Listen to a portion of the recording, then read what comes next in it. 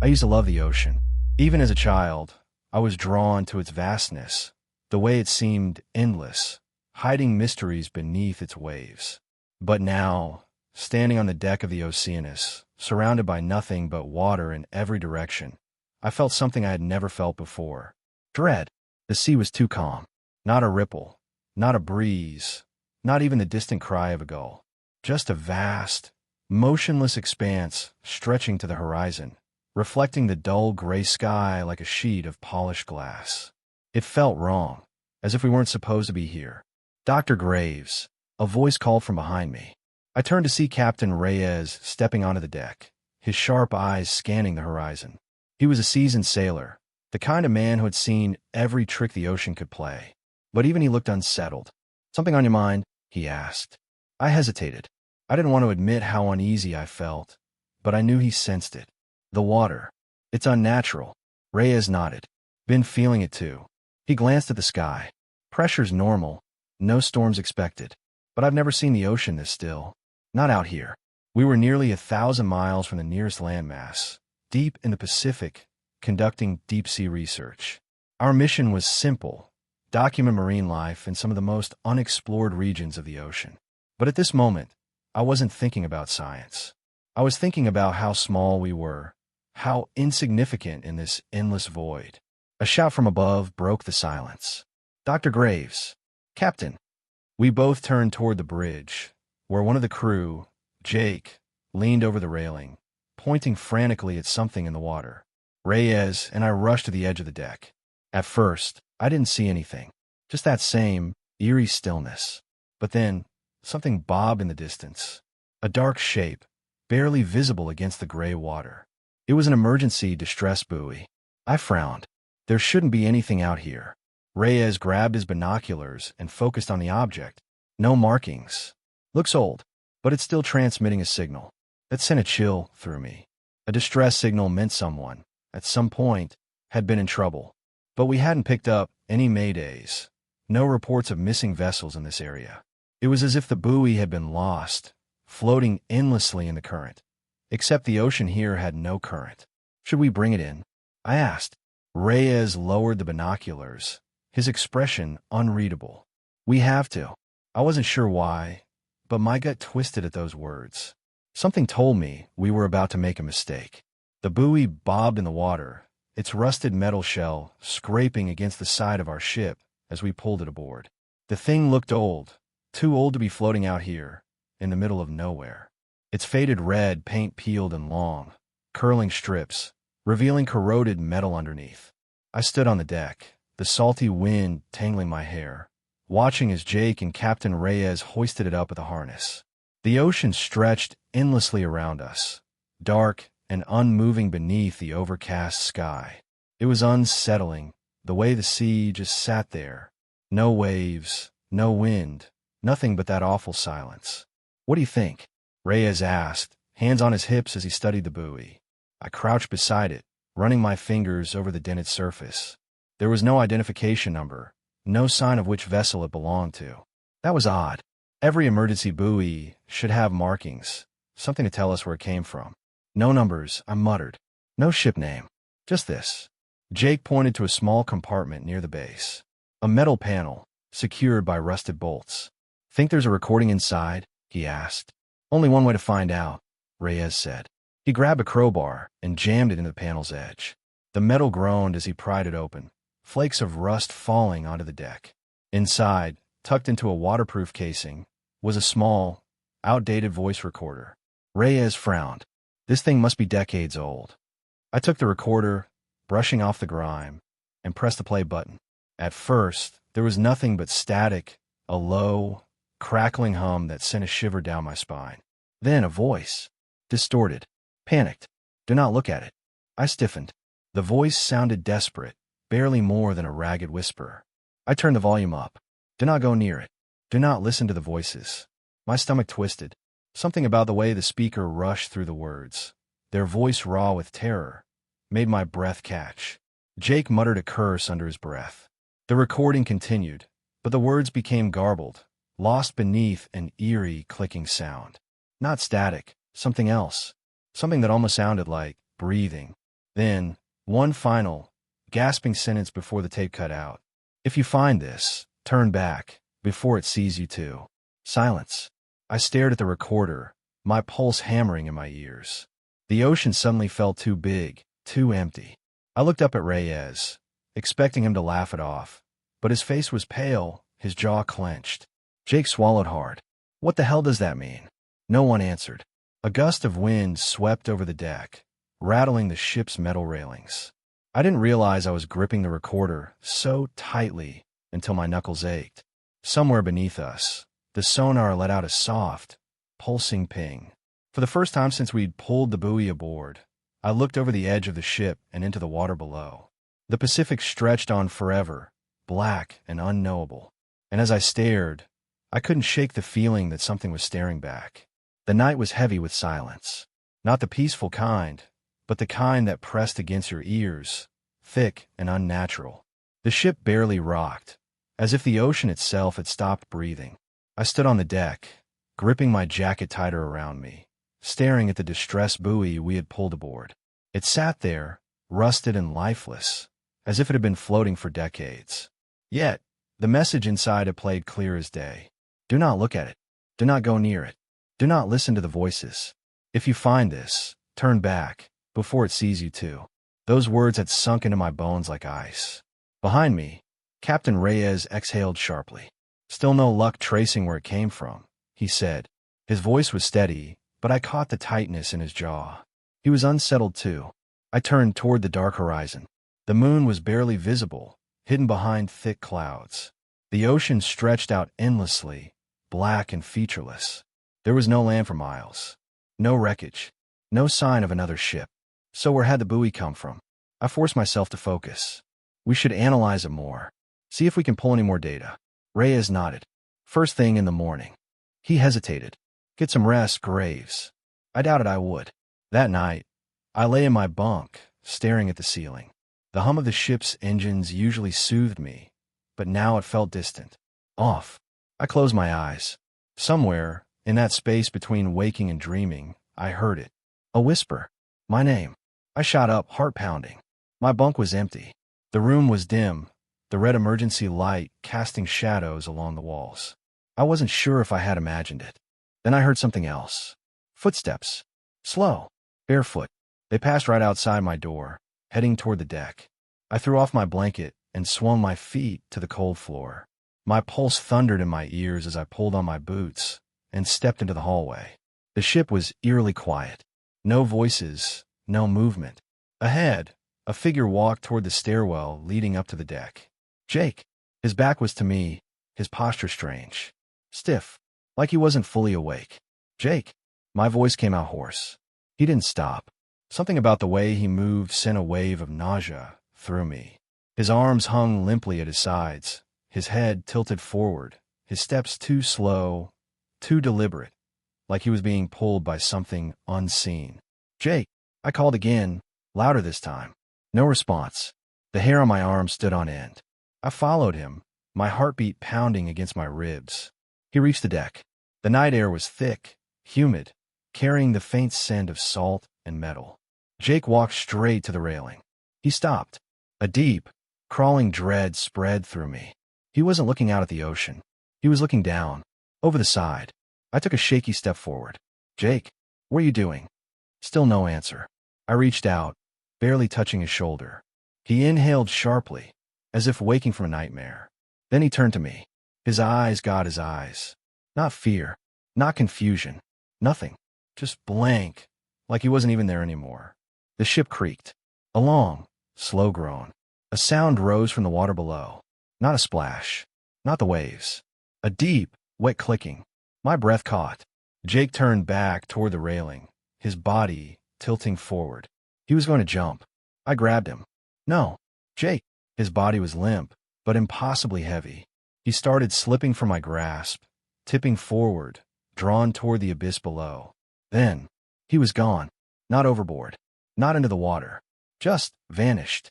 1 second, I was holding on to him. The next, my arms were empty. I stumbled backward, gasping. My hands were shaking. The ocean below was still. No ripples. No sign that he had ever been there. The whisper returned. Not in my ears. Inside my head. I turned and ran. The ocean was too quiet. I stood at the ship's research station, staring at the sonar screen. The deep, endless blue of the Pacific stretched in every direction, but something about this place felt wrong. The water barely rippled. The wind had died hours ago. It was as if the ocean itself was holding its breath. Behind me, Captain Reyes leaned over my shoulder. Anything, he asked. I shook my head, adjusting the sonar controls. Not yet, but I know there's something down there. The buoy had been floating above this exact spot, broadcasting its warning to anyone unlucky enough to find it. But what had it been warning us about? A wreck? A sunken ship? A creature? The sonar pinged, and a shape flickered onto the screen. My breath caught. That's impossible, I whispered. It was big, bigger than anything I'd ever seen on sonar before. At first, I thought it was a rock formation, maybe an underwater ridge. But it wasn't. It was moving. Reyes straightened, his face tense. What the hell is that? I zoomed in, my fingers trembling on the controls. The shape pulsed slightly, shifting in ways I couldn't explain. It wasn't solid. It wasn't liquid. It was something else. Jake had vanished the night before. 1 second, he was asleep in his bunk. The next, he was gone. We'd searched the entire ship. Nothing. No trace of him. The only thing we had was the security footage. Him standing on deck, staring into the water, whispering something under his breath before he simply disappeared. Now, Dr. Patel was acting strange too. She had locked herself in the engine room that morning, refusing to come out. When I knocked on the door, she shouted through it, her voice hoarse and frantic. They're watching. It's watching, she had whispered. We never should have stopped. Patel, what are you talking about? I had pressed my forehead against the cold metal of the door. Who's watching? She hadn't answered, just started humming softly to herself, a melody I didn't recognize. Now, as I stared at the shifting mass on the sonar, a horrible thought crept into my mind. What if she wasn't wrong? Reyes grabbed the radio. Bridge, this is Reyes. Do a full scan of the area. I want eyes in the water. A voice crackled back through the static. Captain, we already did. There's nothing there. I looked back at the screen. That's not true. There's something right below us. The static on the radio grew louder.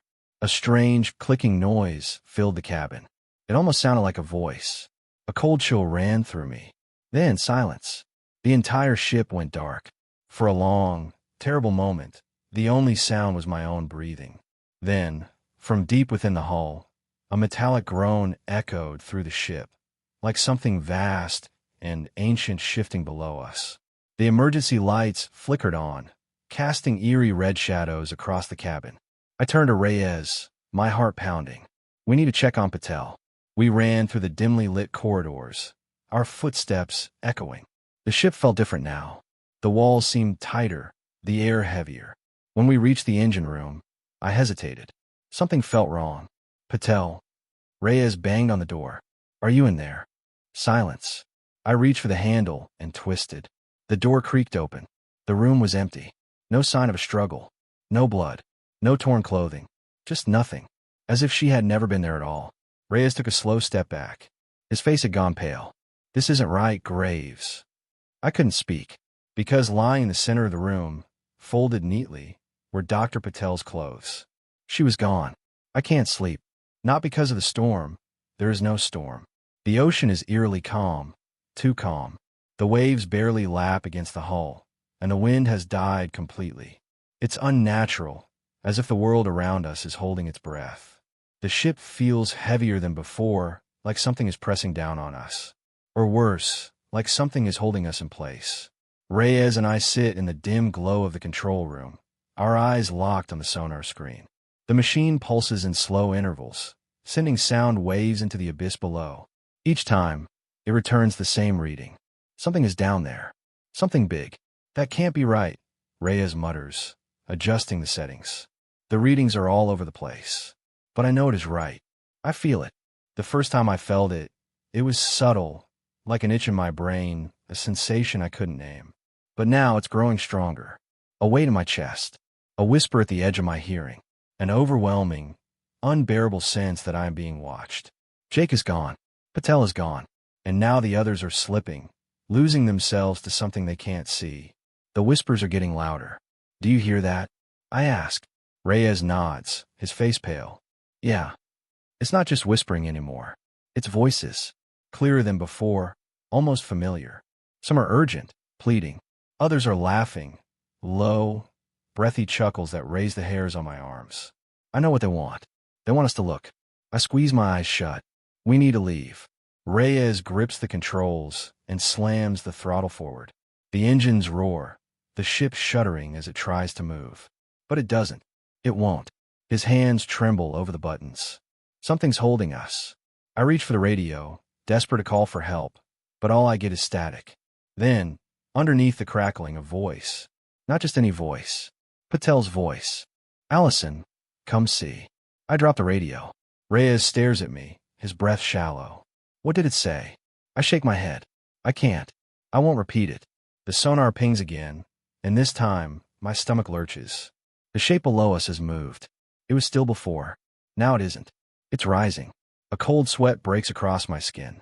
My hands are shaking so badly that I grip the edge of the console just to steady myself. Reyes swears under his breath. Jesus Christ. I look at the screen again. A single massive shape fills the display. It is no longer an unclear reading. It is no longer a mystery. It is something vast, something impossible. And it is awake. My pulse hammers in my ears as I realize something else. It isn't just below us anymore. It's looking up. The ship was dead. No lights. No power. No sound except the slow, rhythmic creaking of the Oceanus as it drifted in the open water. A deep, suffocating blackness surrounded us, thicker than any night I had ever known. I could hear my own breath, fast and uneven, but beyond that, only silence. Then came the whisper, not a voice over the radio, not the wind against the hull. It was inside my head. Allison. I spun around, my flashlight beam cutting through the dark. Nothing, just the empty mess hall, the chairs swaying slightly with the motion of the sea. The air smelled damp, salty wrong. Reyes stood by the table, clutching a wrench like a weapon. His eyes darted from side to side, scanning the shadows. He had heard it too. We need to get off this ship, he muttered. His voice was low, tight with fear. Now, I wanted to agree, but where would we go? The lifeboats were still intact, but if we left the Oceanus, we'd be adrift in the middle of the Pacific. And whatever was out there, it was waiting. I could feel it. Something moved down the hallway. A soft tap, tap, tap against the metal floor. We both turned at the same time. The flashlight beam barely reached that far, but I saw a figure standing at the end of the corridor. My breath caught in my throat. It was Patel, but it couldn't be. Patel was gone. She had disappeared from the engine room hours ago. And yet, there she was, standing barefoot in the dark, her body stiff, head tilted at an unnatural angle. Her hair clung to her face, damp as though she had just climbed out of the ocean. Dr. Patel? My voice shook. How did you get back? She didn't answer. Reyes took a step back. Allison, that's not her. My fingers tightened around the flashlight. Something about her was wrong. Her skin looked pale, waxy. Her arms hung at her sides, motionless. Her lips parted slightly, but the only sound that came out was wet, like something bubbling up from her throat. Then she twitched. It was a single, jerking movement, as if she had been yanked forward by invisible strings. I heard a sharp crack, her neck snapping further to the side. The flashlight flickered. Patel moved again, faster this time, her bare feet slapping against the floor as she came toward us. Run! Reyes shoved me back, and I stumbled, nearly dropping the light. We sprinted down the hall, our footsteps echoing against the metal walls. The ship felt endless, stretching longer than it ever should have. The corridors twisted, the doors leading nowhere. I risked a glance over my shoulder. She was right behind us. Her head lolled from side to side, her eyes pitch black, her mouth stretching into an unnatural grin. She wasn't running. She was gliding, her movements jerky and impossible. We reached the control room and slammed the door shut. Reyes shoved a heavy crate against it, his breath coming in ragged gasps. This isn't real, I whispered. My hands were trembling. She's dead, Reyes. That thing's not her. I know. His voice was barely audible, but it wants us to believe it is. Something scratched against the door. Slow, deliberate. I pressed a hand over my mouth, to keep from screaming. Then the whisper returned. "Allison, come sit." My mind filled with images, visions of something vast and coiled beneath the ship. A presence older than time, stretching out into the blackness of the abyss. And it was hungry. The ship groaned beneath us, metal bending, twisting. It was rising. We had to get out. Now. I turned to Reyes, my voice hoarse. "We have to reach the deck." His face was pale, eyes distant. "It's already here." I didn't understand what he meant until I heard the breathing. Deep, wet, right behind me. I turned, and everything went black. The air was thick with the kind of silence that makes you feel like something's just about to scream. It pressed in on me from all sides, suffocating and oppressive. The ship's deck was slick with salt water, the smell of the ocean sharp in the air. I couldn't remember the last time I'd heard a single normal sound. All I could hear was the hum of the ship's failing systems and the whispers that had started to haunt my dreams. Reyes was still trying to send out a distress signal, his face pale in the dim glow of the emergency lights. He kept glancing over his shoulder at the water, like he could feel it watching us, too. "I don't know what else to do, Allison," he said, his voice hoarse, strained. It's not working. The comms are completely shot." The boat was teetering, listing slightly to the side as if something heavy was pulling at the hull from below. The sonar had stopped working a few hours ago, flickered out when the water temperature dropped to impossible lows, a chill that crept up our spines and made our skin crawl. I stood by the railing, staring into the black expanse of the ocean. I had tried so hard to tell myself it wasn't real, that there had to be some rational explanation. But the longer I stayed out here, the more that thin thread of hope snapped. Something was down there, and it was alive, and it knew we were here. I glanced back at Reyes, who was muttering something under his breath. He wasn't making any sense anymore, lost in the panic like the others. The last of the crew had disappeared one by one, like shadows slipping away from the light. And now it was just us. It was supposed to be just a routine survey, some deep-sea research. But now we were stuck, a drifting speck on an ocean that felt far too large, too empty, too dangerous to comprehend. "Allison," Reyes said suddenly, breaking my thoughts. His voice was thin, brittle. "I need you to help me with this." He was holding the emergency buoy, the same one we'd found days ago, the one with the message, the one that told us to turn back. I hadn't thought about that warning in hours. I was too busy keeping myself from falling apart. But now, holding it in his hands, Reyes was staring at it like it was the answer to everything. I knew it was nothing more than a curse, but he still didn't see it. I shook my head. "Reyes, it's not going to work. We're too far gone." His eyes were wild. "We have to try, Allison." The ship shuddered again, a low groan from the metal that seemed to come from deep within the hull. I froze. The water was unnaturally still, like the ocean itself was holding its breath. A moment of eerie calm before the storm. And then, I felt it, the pull. A sharp, gnawing sensation deep inside my chest, like something was reaching up from the depths of the ocean, threading through the ship, through my thoughts, pulling me closer. "We need to leave," I said, my voice barely a whisper. It sounded desperate, even to me. Reyes didn't respond. His hands were trembling, clutching the buoy like it was all that was keeping him tethered to this world. The thing beneath us was calling to him. I could see it in his eyes. He was already lost. I grabbed his arm hard. "Listen to me. It knows we're here. We're not going to survive this if we keep waiting." The words felt cold, hollow, but I needed him to hear me. "We have to get out." He shook his head. "No, we can't leave. Not without sending the warning.